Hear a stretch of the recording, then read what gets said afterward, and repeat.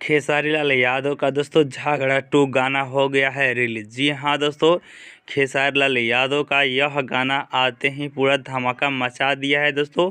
चलिए इस गाने के बारे में कंप्लीट जानकारी आप सभी दोस्तों को देते हैं कि इसमें कौन कौन से हैं दोस्तों। ठीक है, तो ये रहा इस गाने के बारे में कंप्लीट जानकारी। सिंगर है दोस्तों खेसारी लाल यादव, और इस बार नहीं है शिल्पी राज, इनके साथ है नेहा राज।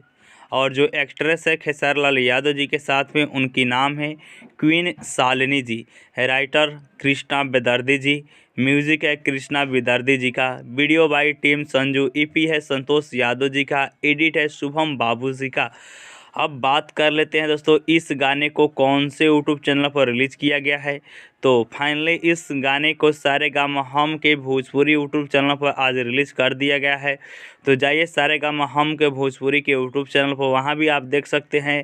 नहीं तो इस गाने का लिंक मैं अपने वीडियो के डिस्क्रिप्शन बॉक्स में डाल दिया हूं, तो जाइए लिंक पर सिर्फ क्लिक कीजिएगा तो यह गाना चलने लगेगा। ठीक है दोस्तों।